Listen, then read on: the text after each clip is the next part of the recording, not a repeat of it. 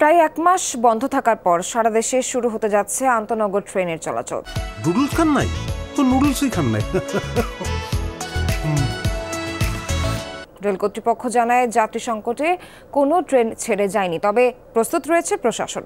Rail ও যাত্রীদের নিরাপত্তে rail পুলিশের পাশাপাশি সেনাবাহিনীও কাজ করছে।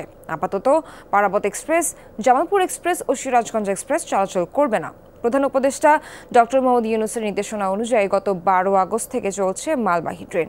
13 আগস্ট থেকে মেইল, এক্সপ্রেস, লোকাল ও কমিউটার ট্রেন চলাচল শুরু হয়। কোটা সংস্কার আন্দোলনের মুখে গত 18 জুলাই ট্রেন চলাচল বন্ধ হয়ে যায়। কারফিউ জারির পর 19 জুলাই থেকে ট্রেন চলাচল পুরোপুরি বন্ধ রাখা হয়। এর মধ্যে গত 1 থেকে 3 আগস্ট সীমিত পরিসরে কমিউটার ট্রেন চালু হয়, তবে 4 আগস্ট রাতে অনির্দিষ্টকালের জন্য সব ধরনের ট্রেন চলাচল বন্ধ ঘোষণা করে রেল কর্তৃপক্ষ।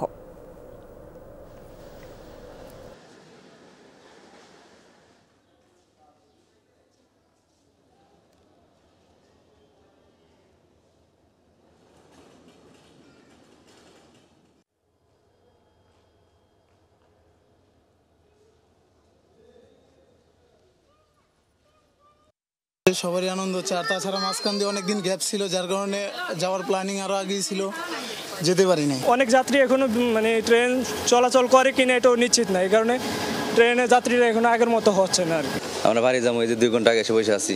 সকালে ট্রেন যাওয়ার কথা শুনছি 7টায়, এখন পর্যন্ত ট্রেনের কোনো পাইতেছি না। বললো যে না 10টায়, 10:30টায় ট্রেন যাবে।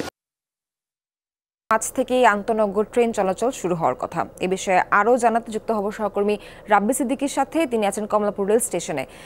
রাব্বি, রেল চলাচল শুরু হয়েছে কিনা, যাত্রী উপস্থিতি ও নিরাপত্তা ব্যবস্থা কেমন দেখছেন?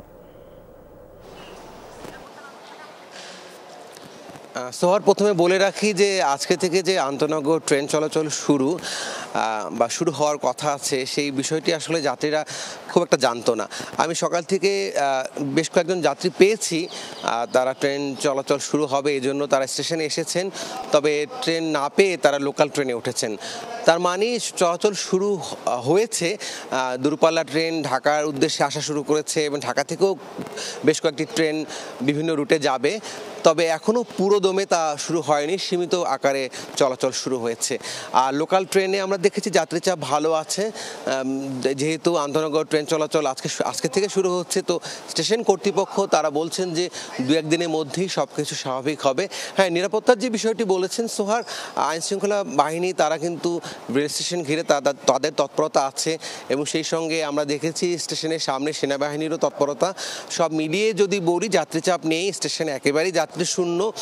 2-1টি লোকাল ট্রেন চলছে। এছাড়া আন্তনগর ট্রেন আছে, সেটি অনেক পরে, এবং সেখানেও আসলে খুব একটা যাত্রী চাপ হবে বলে স্টেশন কর্তৃপক্ষ তারা ধারণা করছে না। সোহার। রাব্বি, ধন্যবাদ আপনাকে কমলাপুর রেল স্টেশন থেকে সবশেষ তথ্য দেওয়ার জন্য।